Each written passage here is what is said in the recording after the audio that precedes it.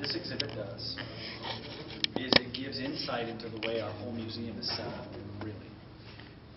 The very bottom layer of the fossil record is found in the seafloor exhibit, and that's the first layer. We'll talk about that in just a minute. But when God created everything, what does the Bible say? He created it all. Yeah, it says very good, right? It's not just good, but very good. There was no issues of death, no issues of disease, no issues of anything like that, according to what the Bible describes. Now, here's something interesting that I want to point out, and we don't have it out on display, but we have a bone out down in the lab. And this dinosaur bone has evidence of bone disease. Possibly bone cancer that ate away the ball of the joint on the femur. There's supposed to be a ball there. The ball's gone, and it was eaten away. And it wasn't. There's no teeth marks. There's nothing like that. It appears that that bone was like that in life, and so it was a crippled dinosaur. So here's an interesting question for people. When we get to Genesis 1, towards the end of Genesis 1, when it says that everything is very good, that God created everything very good, do you think there was disease? It would be hard to imagine that there would be disease, right? So, there are some Christians that they bring in the millions of years and the Bible and try to marry them together and say, well, okay, let's try and take it all in, okay? And there's a problem with that diseased bone. Do you see a problem? If that bone is part of the fossil record, and according to evolutionary science, that's millions of years before humans ever came on the planet, then that means disease existed before humans.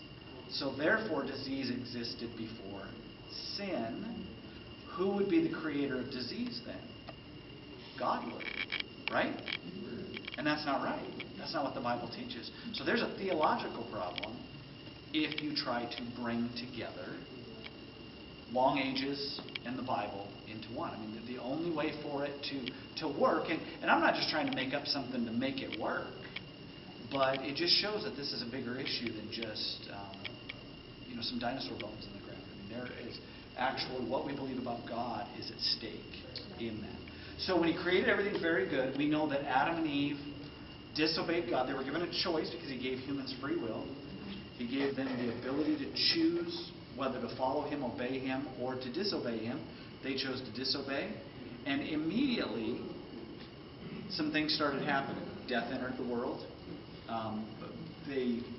People became, over the generations, more and more corrupt and evil till one day, it says in the Bible that people thought about evil all the time. Doesn't seem a whole lot different than today in a lot of ways, right? And so when that happened, then God chose to flood the earth. Now, where did the rain, or where did the floodwaters come from? Okay, yeah, a lot of people think the rains came down and the floods came up. The rains came down and the floods came up. The rain was really a byproduct of the flood, not the cause of the flood. It contributed, obviously, but it was not the primary mechanism of flooding the earth. They've even found today huge reservoirs of water under the crust of the earth. So if the fountains of the deep, which would have been under the ocean surface, if God would have broken open the crust and all this water begins to pour out, which was under extreme pressure, and spew out, causing huge tsunami waves of sediment and water. Now, would this water have been cold or warm, do you think? It's under the crust of the earth. What's that? Yeah, probably pretty hot. It's going to raise the temperature of the ocean. It's going to do all sorts of things. So now you're going to have changes in the atmosphere. You're going to have major storms, superstorms swirling. Also, when you break open the crust of the earth, what else is going to happen? You're going to have volcanoes. You're going to have all sorts of things taking place during this time when God is opening up the crust of the earth. The fossil record is either a record of millions of years or it's a record of a huge catastrophe that happened on the Earth. In order to get fossils, you need a huge catastrophe to take place. Fossils don't form when something just dies on the side of a creek and just slowly gets buried over time and then fossilized. What happens to that? It'll decay, right? Even bone decays. Yes. Not everything that dies turns into a fossil. So you need to be buried very quickly in order for something to be turned into a fossil. So the fountains of the deep, huge tsunami waves of sediment and water begin to move towards land. What are the first things that are going to be buried? Well, we know anything that gets buried is stuff that just couldn't get out of the way, right? Things on the bottom of the ocean floor. You're going to have that seafloor exhibit that we have down there. That's the Cambrian layer. That's the very bottom layer of the fossil record that has fossils in it. There's Precambrian rock, but there's really no fossils to speak of. There might be a worm here, like a hole for a worm or something like that in that kind of rock. But the first layer, what we would consider the first layer of the flood, would be the Cambrian layer. And according to evolutionary science, or evolutionary thought, and I'm not even going to call it science, evolutionary thought is that the bottom layer is a representation of the beginnings of life on Earth. Well, it's very complex life, from the trilobite and to the Anomalocaris, and all those things that are in that seafloor are very complex creatures, and they're varied. You have soft-bodied creatures and hard-shelled creatures. All these great varieties in this one layer that just, boom, all of them appear out of nowhere. So from an evolutionary perspective, it doesn't make sense. Yeah, I mean, that's a good point. all of a sudden, boom, it pops up out of nowhere. But from a flood perspective, it makes sense. They're the first things. They were bottom-dwelling, shallow-living sea creatures that were buried as the tsunami waves went towards land. And that's exactly what we see. We see that very bottom layer, and we see those kind of creatures buried in that spot. So let's go around over here. Now, as these waves reach the land, what's the first thing that it's going to take down that can't run? Trees. That's exactly right. Somebody the other day was like, snakes, they can't run. I'm like, well, yeah, okay, I understand. But, I mean, trees aren't going to run away, right? Unless it's Lord of the Rings or something like that. But the water is going to take down the vegetation and the insects and things like that and begin to lay that down. That's the exact next layer, a predominant layer you see is the Carboniferous layer with trees and vegetation and all sorts of things like that buried, again, very quickly. It has to be buried very quickly in order for it to be fossilized. Out on the ranch that I live on, it's a treasure trove of fossils. There are dinosaur bones and there is petrified logs. One log that we found, it goes into the hillside. It is petrified and actually agatized in spots. And then when you get down deeper, it's coalified on one spot. And then guess what's right underneath that? Original wood. It hasn't even been fossilized in any way, shape, or form. It's just wood. The only thing that would explain that is one, that it's not very old, that it didn't get buried all that long ago. And in order for you to get processes like that going on, it has to be buried very quickly. So as these tsunami waves hit the continent, probably a continent at this time, right? It begins to bury the vegetation next. And then as we go around, then let's go ahead and go over here to the next one. There's a lot of theories on the plants and the trees and different things like that, like how did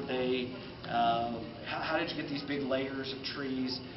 There was probably floating log mats, and there were other things that took place during all of that as well. But as the water begins to go further and further up on land, what is everything trying to do? get to higher ground. Yeah, I mean, it's trying to escape, right? I mean, that would make sense. It's going to move as quickly as possible to higher ground. What are the things that are going to survive? Now, not anything that's slow moving. Did you know that once you get past some of the tree layers, and again, one thing I want you to understand is these are not perfect layers. These are not like this you have these animals here and you have these animals here. There is a jumbled mess in some of this as well. But this is generally what you find in these different layers. Once you get past the carboniferous layers, you get to a layer that has your big, slow-moving sauropod dinosaurs, like Argentinosaurus. You have other ones that were probably lived along the edge of the water.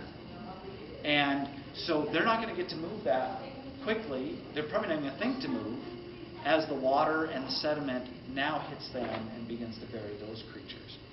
Now, some creatures are going to try and get to higher ground. Some creatures are going to swim. Did you know that elephants are great swimmers? They used to talk about historically if you were on a ship and there were elephants on that ship and if it went down, find an elephant because it can take you long distances and you might survive. Because that thing just has to kind of buoy there under the surface of the water, right? And what does it have to stick up in order to breathe? Its trunk, right? That's it. So it could breathe and it could keep moving. Now, are you going to find fossilized elephants? Probably not. And the reason is because, again, they're going to float, and then what's going to happen to those elephants? Eventually they're going to die. They're going to get eaten by the mosasaurs and the megalodon sharks that are swimming around in the water, destroying all of that. And the only thing that gets buried is that which is unable to escape. And I think dinosaurs, because a lot of people ask this question, so why so many dinosaur bones? Well, there could be a lot of different reasons. One of the reasons we say here is the density of the bone. That's possible, but it's not the whole story, because some dinosaurs have hollow bones. So you can't just say density of the bone. I think the best explanation, this is just, again, I wasn't there, it doesn't describe it this way in the Bible, but it makes sense.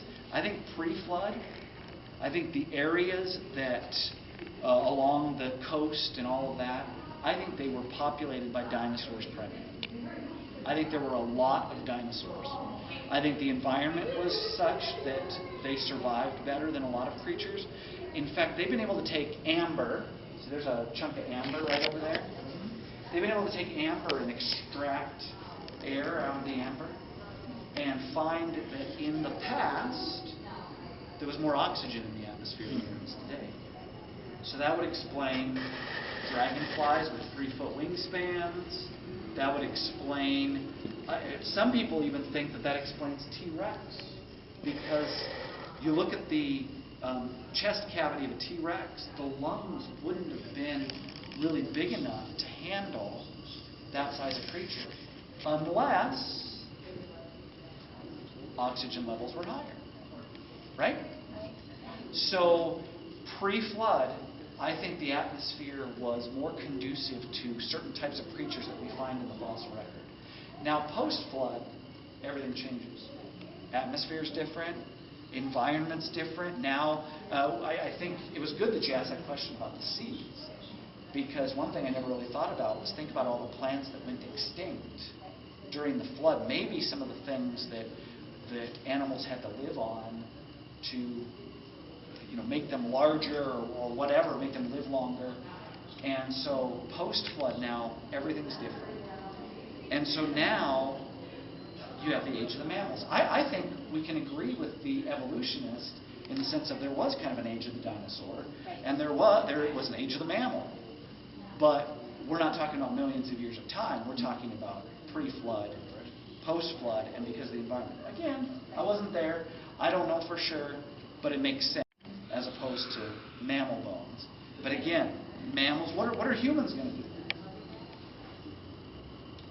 If I'm a human and this happens, now see, I'm not very, you guys all look like you guys could probably be homesteaders, and you could probably build log rafts and strap them together and survive just fine. I'm one of these guys that I'd be begging you to let me on your raft that you made. Please, let me on. Don't you think humans are going to do stuff like that? Build rafts, they're going to go to higher ground, they're going to try everything they can to avoid the flood. The other proposal that people have is, why don't we find human bones in the fossil record? Is that the human population is probably further inland. They didn't necessarily live on the coast. We don't find any reference to oceans pre-flood in the Bible. We don't know for sure, but that's a possible explanation. So as the waters rose, they wouldn't have been part of all that fossil-making action that would have been going on along the coast as much. Does that make sense? So that's probably why you don't have a lot of humans either. Now again, what was the purpose of the flood? To wipe humanity off the face of the earth, other than those preserved on the ark. So that's the other aspect of it, a theological point, that God's purpose was to wipe them out. I think even any memory of humanity at that point as well. So you see, our artist's sense of humor with a pterosaur here with a person in it. Now, you see that? I don't know if you saw that last time. As the flood continues, the entire earth is being reshaped. Because if you have the fountains of the deep opening up, you have cracks in the crust of the earth, and you're going to have volcanic activity going on, mountains being formed, valleys being lowered, and you're going to have these huge cracks that are going to begin to develop, possibly volcanic activity causing volcanic mountains. You're going to have all sorts of action taking place where you're going to have these, like this plate and this plate, one heaving up over another. Have you ever been to, I was just over in the Canadian Rocky Mountains. And those Rocky Mountains, I mean, they're just bare. So you're looking at them and you can see the layers, like some sitting like this, some sitting like this. And so post-flood, all that stuff has taken place. You've got all these different mountain building mechanisms going on. And then you also have a lot of redistribution of fossils, so you're going to have things churned up and relayed down. On our dig site that we take people to, and this is not just an advertisement for our digs, but if you ever want to go and dig, we do have digs. But on our dig site, in one area, we find everything from shark teeth to alligator scute, which is like the armor of an alligator, to turtle shell, to dinosaur bones, to figs, to sequoia cones, all in the same area, buried very quickly. And that just is all churned up and laid down. It fits a flood. People have said, well, the earth looks old. I had a guy that I was talking to, he goes, it just looks old. I can't get over how old it looks. And I'm like, first of all, well, what does that mean? I mean, that's a very relative term. I mean, how do you know how old something is just by looking at it? And the other aspect is this. It looks flooded. If you were to take and you were to go over to Mount St. Helens and look at some of the land there that had huge waves of mud and water going down that mountain, burying things and all of that. And if you look at it now, there's a lot of the spots that look very rugged, there's canyons that were formed in very short periods of time. It was a catastrophe on a small scale, really, that did all of that. Think about what the flood would have done and the way it's described in Scripture. So, why do we find dinosaur bones here and in Williston, North Dakota, they're thousands of feet below the surface? Because people ask that. It's like, well, why are they that? We live here in Glendive on the edge of the Cedar Creek anticline. Now, this is not really a picture of an anticline because this is more volcanic mountain building because you have more volcanic activity going on here. An anticline is where you take the layers, the sedimentary layers, there's pressure on the sides, and it causes them to bow. And then it can also cause a syncline, which is where it dips down. Okay? So you have that pressure, causes it to bow, and then it erodes and it exposes layers that you don't find somewhere else. Okay, like in Williston, like I said, they're there. It's just you're going to have to dig a long time to get to them. And we happen to live on the edge of the Cedar Creek anticline, which exposes what's called the Hell Creek Formation, which is where you find a lot of dinosaur bones.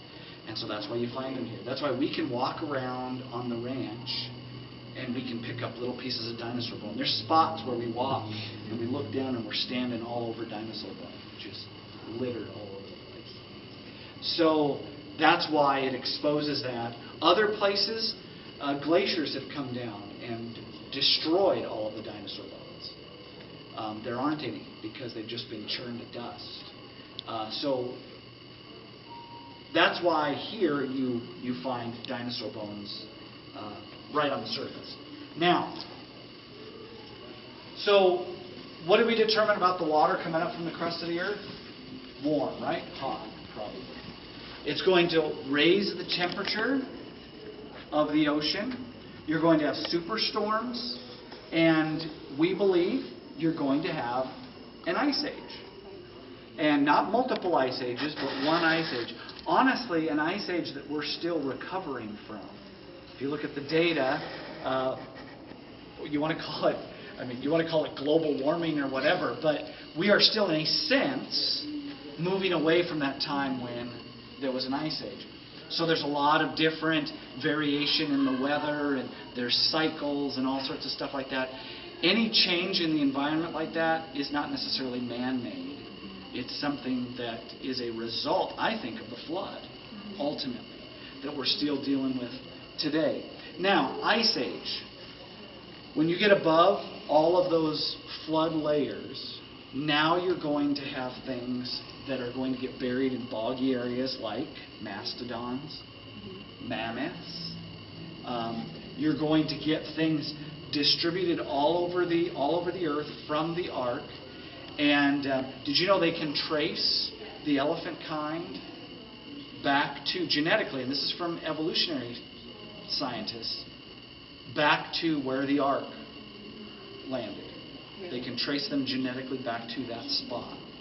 We're going to have a display right here where we have our Ice Age map where we show the distribution of animals from the ark. We're going to look at dinosaurs. We're going to look at the elephant kind. Here's a cool thing.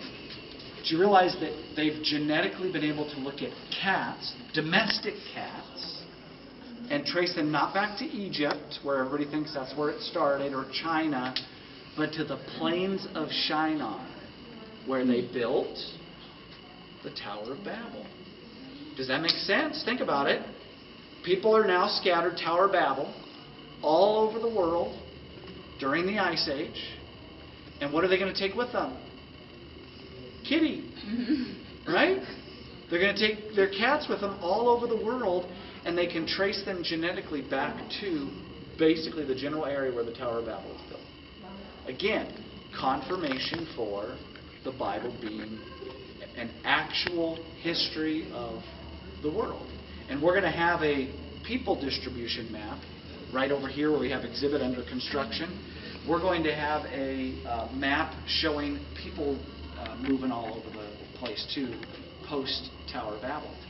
Now, people wonder how the animals got all over the world when you've got oceans in the way, right? Well, if a lot of the water from the flood was tied up in ice, are the oceans going to be higher or lower? Lower, right? So if the oceans are lower, you're going to have land exposed that isn't exposed today, and land bridges, the ice is going to help with that as well. And so when the animals disperse from the ark and begin to multiply, spread out all over the earth, a lot of it based on where they environmentally want to live. You know, you're going to have longer-haired animals and animals that can handle the cold, staying up in the snow. You're going to have some that are going to head more down south where it's warmer. And so as the snow melts, what happens to the oceans? Raise. And then you're going to have isolation in spots. Right? So the same is true for humans. They're going to move all over the world based on just where they end up deciding to settle post Tower of Babel. And so, again, here's the bottom line. Everything we talk about in the museum here is based on a historical question, not so much what we would call a scientific question. Can you take a moment in history and reproduce it in a lab? You can't, right? I mean, impossible. We all know that. But what are we told over and over and over again? That evolutionary origins have been scientifically proven, and if you believe science, you're going to believe evolution. But again, evolutionary origins, that is a historical perspective that cannot be reproduced in a lab. So what we're presenting here is the fact that we believe that the Bible is true, that you can trust the Bible, that it's an accurate historical book from the archaeological evidences that are found, to the paleontological evidences that are found, to geological evidences. All of it makes sense based on the history of the Bible. Okay? Does that make sense? Okay. Anybody have any questions?